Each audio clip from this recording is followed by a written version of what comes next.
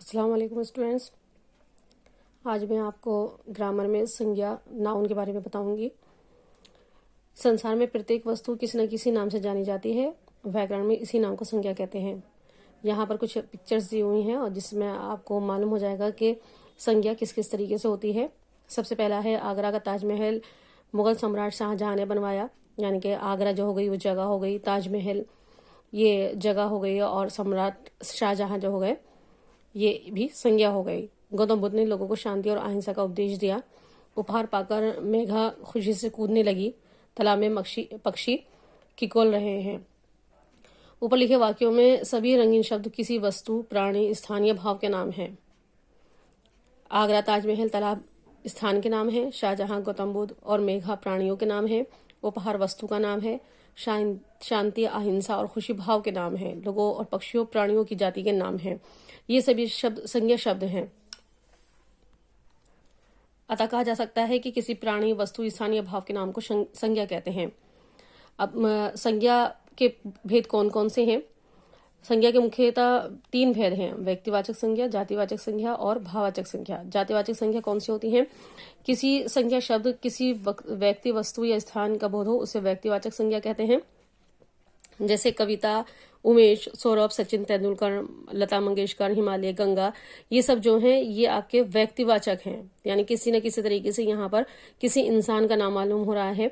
व्यक्तिवाचक संज्ञाओं के कुछ वाक्य प्रयोग यहाँ पर दिए हुए हैं। लाल किला है, लाल किला दिल्ली में है, महात्मा गांधी राष्ट्रपिता के नाम से जाने जाते हैं, गंगा हिमालय से निकलती है, ये सब व्यक्तिवाचक हैं।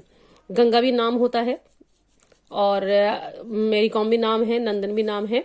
उसके आगे जातिवाचक संज्ञा रहती है। जातिवाचक यानी कि जिससे किसी जाति समूह का, जाति का नाम मालूम हो, जैसे कि किसी शब्द संज्ञा से किसी प्राणी, वस्तु या स्थान की संपूर्ण जाति का बोध होता हो उसे जातिवाचक संज्ञा कहते हैं। जैसे स्त्री है, लड़की है, पुरुष है, मानव है, इमारत, पहाड़, ये कुछ भी हो सकता है।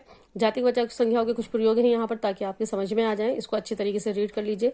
जैसे नदी में मगरमच्छ रहता है, बगीचे में तरह तरह के फूल खिलते हैं, यहाँ पर ये सब जाति को बता रही हैं। लड़का है, लड़का कोई भी हो सकता है।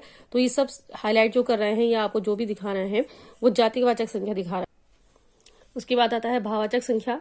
जिस शब्द से मन के भाव, अवस्था आदि का बोध होता है, यानी कि जिससे हमारी फीलिंग्स का एहसास होता है जिन शब्द से या वर्ड से, तो उसको हम भाववाचक संज्ञा कहते हैं। जैसे हरियाली, सुंदरता, क्रोध, भय, आश्चर्य, ये सब जो है वो भाववाचक संख्याएं हैं।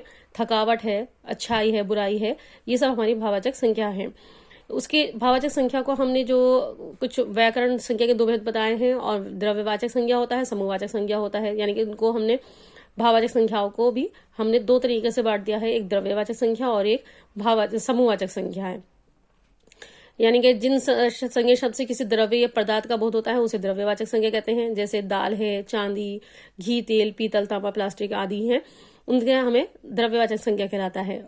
जैसे ये है 2 किलो चीनी दे दो, मुरादाबाद में पीतल का काम होता है या बर्तन बनते हैं, ये सब आपके द्रव्यवाचक संज्ञा है। इसी तरीके से समूहवाचक संज्ञा, यानी कि जिस शब्द किसी समुदाय या सबका बोध होता है उसे समूहवाचक संज्ञा कहते हैं। जैसे सभा है, सेना, दल, भीड़, कक्षा, परिवार, झुंड आदि, ये सब समूहवाचक संज्ञा में आते हैं। द्रव्यवाचक संज्ञा शब्दों का प्रयोग हमेशा जो होता है वो एक वचन में ही किया जाता है, क्योंकि शब्द जो है वो गणनीय नहीं होते हैं, यानी कि द्रव्यवाचक उसको हम गिना नहीं जा सकता, अनकाउंटेबल होता है।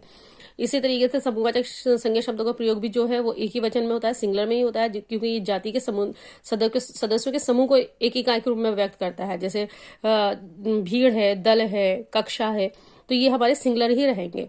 अब हम किस तरीके से भाववाचक संज्ञाएं जो है वो हम किस तरीके से बनाएं, तो कुछ संख्याएं जो मूल रूप से भाववाचक संज्ञा ही होती हैं, जैसे हर्ष है, पीड़ा है, दया है, करुणा, सत्य, ये जो आपके भाववाचक फीलिंग्स वर्ड्स हैं यहाँ आपके।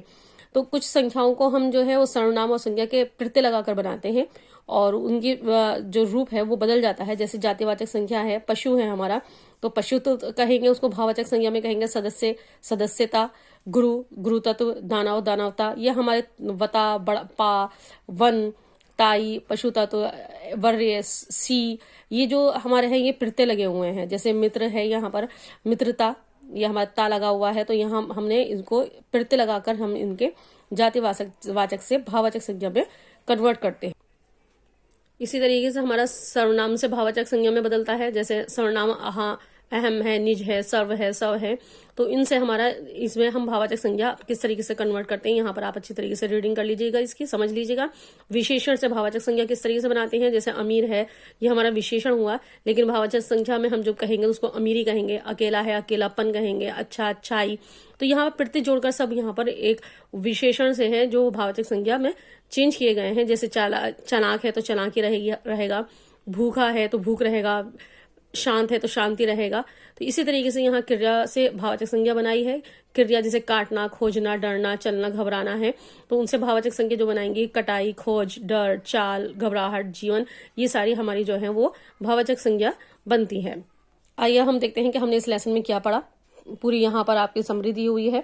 संज्ञा, नाम को ही संज्ञा कहते हैं। क्लियर हो रहा है यहाँ पर कि किसी जाति, वस्तु, व्यक्ति, स्थान के नाम को हम संज्ञा कहते हैं। संज्ञा के 3 भेद हो गए, व्यक्तिवाचक, जातिवाचक और भाववाचक।